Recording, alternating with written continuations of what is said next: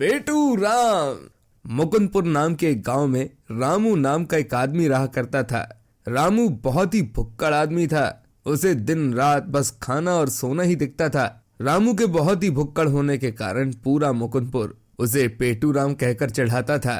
वो क्या मिठाई है, कितनी स्वादिष्ट है, कितनी प्यारी मिठाइयाँ हैं। मैं तो आज पूरी मिठाई खा जाऊंगा। अरे बहुत खा ली तूने मुफ्त की मिठाई, अब एक भी मिठाई तुझे नहीं मिलेगी। नहीं नहीं, ये मिठाई मुझसे मत छीनो, मत छीनो, मत छीनो, मुझसे मत छीनो, मत छीनो। इतना कहते कहते रामू की नींद खुल जाती है। अरे ये तो सपना था, लेकिन सच में बहुत ही भयानक सपना था। उठ जाओ पापा, दिन के 12 बज गए हैं और कब तक सोते रहोगे आप? उठ गया हूँ बेटा। मम्मी कहाँ गई तुम्हारी? मम्मी शिव जी के मंदिर गई हैं, वो कल शिवरात्रि है ना, इसीलिए। अच्छा अच्छा, तो कल शिवरात्रि है। रामू उठते ही रसोई की ओर जाता है और वहां रखा सारा दूध पी जाता है। अरे पापा, ये क्या कर रहे हैं आप? मम्मी ने ये दूध कल की पूजा के लिए लिया था, लेकिन आपने सारा दूध पी लिया। अरे तो इतना परेशान क्यों रहा है? जाकर गुप्ता हलवाई के यहाँ से और दूध ले आ। गुप्ता हलवाई ने सुबह ही मना कर दिया है कि वो अब हमारे घर में दूध नहीं देगा। कह रहा था हमने उसके पुराने पैसे नहीं दिए हैं और कहा है कि आप उसकी दुकान पर मत जाया करो। आप उसकी दुकान में जाकर दिन भर बैठे रहते हैं और उसकी दुकान पर नजर लगाते रहते हैं। उस गुप्ता हलवाई की इतनी हिम्मत कि मुझे मिठाई खाने से रोके। अभी जाकर उसे मजा चखाता हूँ। रामू गुस्से में गुप्ता हलवाई की दुकान के लिए निकल पड़ता है। गुप्ता हलवाई के यहाँ लोग आपस में बात कर रहे होते हैं। अरे गुप्ता जी, आपकी मिठाइयों की तो बात ही अलग है, लेकिन ना जाने किसकी नजर लग गई है आपकी दुकान को गुप्ता जी। अरे किसकी नहीं, उस पेटू रामू की नजर लग गई है। उसी भुक्कड़ की वजह से लोग मेरी दुकान में आना कम कर दिए हैं। तभी रामू भी गुस्से में वहां आता हुआ नजर आता है। वो देखो, पेटू का नाम लिया और पेटू हाजिर। अरे गुप्ता, क्या कह रहा था तू मेरे बेटे से कि मैं तेरी दुकान में ना आऊं? हाँ कहा था। तो तू दिन भर यहाँ मेरी दुकान में बैठकर मिठाइयों पर नजर लगाता रहता है, इसलिए मेरी दुकान में भी लोग अब कम आने लगे हैं।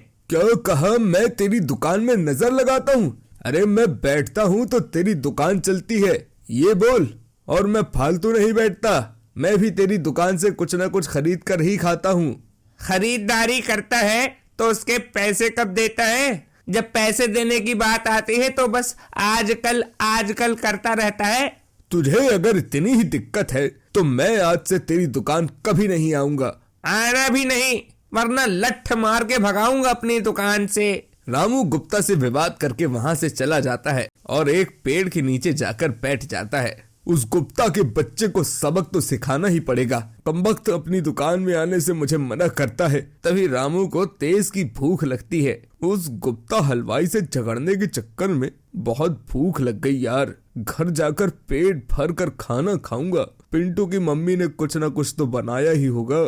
इतना सोचते हुए रामू घर की ओर जाने लगता है। तभी रास्ते में उसे बहुत ही प्यारी खुशबू आती है। अरे ये खुशबू कहाँ से आ रही है? कहीं तो बहुत ही लजीज मिठाइयाँ बन रही हैं। रामू उस खुशबू का पीछा करते हुए उस दुकान तक पहुंच जाता है तो देखता है कि एक बूढ़ा आदमी एक छोटी सी कुटिया में कुछ पकवान बना रहा होता है। नमस्कार बाबूजी। जी नमस्कार साहब, आइए मेरे बनाए मिठाइयों का लुफ्त उठाइए। रामू बाबा के कुटिया में जाकर बैठ जाता है और बाबा के बनाए पकवानों का स्वाद लेने लगता है। बाबा, आप इतना स्वादिष्ट खाना बना लेते हैं, आप कोई हलवाई की दुकान क्यों नहीं खोल लेते? बेटे, मैं खोलना तो चाहता हूँ, लेकिन मिठाइयाँ बनाने के लिए दूध की जरूरत होती है और मेरे पास तो पैसे ही नहीं है। और वो गुप्ता हलवाई मुझे दूध भी तो नहीं देता। क्यों भला वो आपको दूध क्यों नहीं देता है? उसने मेरे हाथों की बनाई मिठाइयाँ चखी हैं और उसे डर लगता है कि अगर मैं दुकान खोल लूंगा तो सब मेरी दुकान पर आएंगे और उसका धंधा चौपट हो जाएगा। ऐसा क्या? अगर ऐसा है तो मैं आपको दूध लाके दूंगा, आप बस कल से मिठाइयाँ बनाने की तैयारियां करो। रामू बाबा से इतना कहकर घर वापस जाने लगता है और रास्ते भर सोचता है, बाबा से दूध का इंतजाम करने का वादा तो कर दिया, लेकिन अब उस वादे को पूरा करने के लिए क्या करूं? तभी उसकी नजर गांव की चोटी वाले मंदिर पर पड़ती है और उसे एक उपाय सूझता है। रामू घर जाकर पहले तो पेट भर खाना खाता है और रात को एक पाइप और खोदने का कुछ सामान लेके घर से निकल पड़ता है। रामू रात भर खुदाई करके मंदिर से लेकर बाबा के घर तक एक पाइप बिछा देता है और ये हुआ काम खत्म। अब कल सुबह गुप्ता हलवाई मेरा जादू देखेगा। अगले दिन रामू सुबह सुबह से बाबा के घर पहुंच जाता है और बाबा को आवाज लगाता है, बाबा, ओ बाबा, उठो बाबा, मिठाई नहीं बनानी क्या आज? अरे कौन है भाई इतनी सुबह सुबह से परेशान कर रहा है? अरे रामू, तुम सुबह से मिठाई खाने चले आए क्या? लेकिन मैंने अभी कोई मिठाई नहीं बनाई है, तुम बाद में आना। बाबा, कल की बात भूल गए क्या? चलो जल्दी से उठ जाओ, आज आपको बहुत सारी मिठाई बनानी है। लेकिन बेटा, मिठाई बनाने के लिए दूध कहाँ से आएगा? उस सब का इंतजाम हो चुका है बाबा, आप तो बस मिठाई बनाने और बेचने की तैयारी करो। बाबा अंदर से मिठाई बनाने का पूरा सामान ले आते हैं। रामू भी साथ में दुकान लगाने में मदद करता है। दुकान लगाते ही रामू रात को लगाई गई पाइप से नल को चालू कर देता है और उससे दूध निकलने लगता है, जिसे देखकर बाबा चौंक जाते हैं। अरे अरे, इस नल से तो दूध निकल रहा है, ये कैसे हो गया रामू? तब रामू बाबा को पूरी बात समझाता है।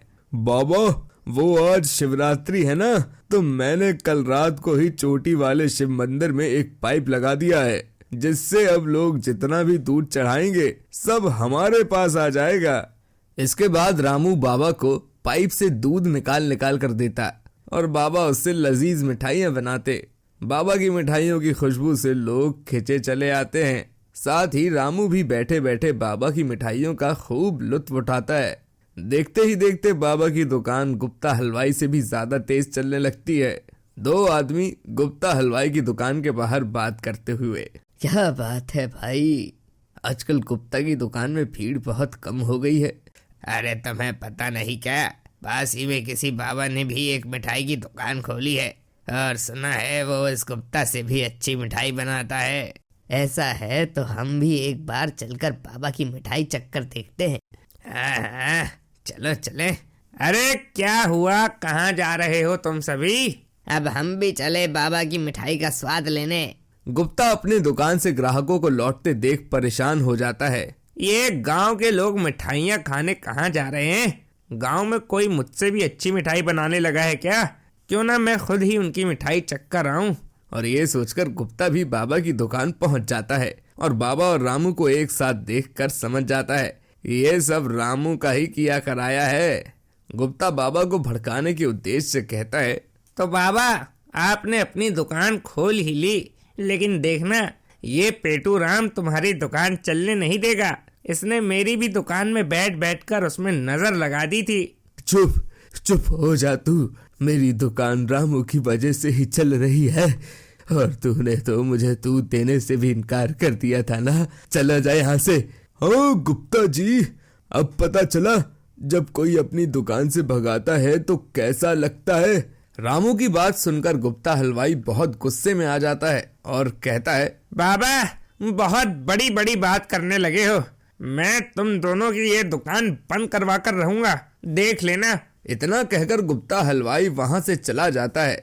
गुप्ता हलवाई अपनी दुकान में बैठा बैठा सोच रहा होता है, इस बाबा को जब मैंने दूध नहीं दिया तो इसके पास इतना दूध आया कहाँ से? अभी जाकर पता लगाता हूँ। गुप्ता हलवाई चुपके से रामू और बाबा को देख रहा होता है। तभी वो देखता है कि रामू उसी नल से दूध निकाल रहा है। गुप्ता हलवाई उस नल की पाइप का पीछा करते हुए मंदिर तक पहुंच जाता है।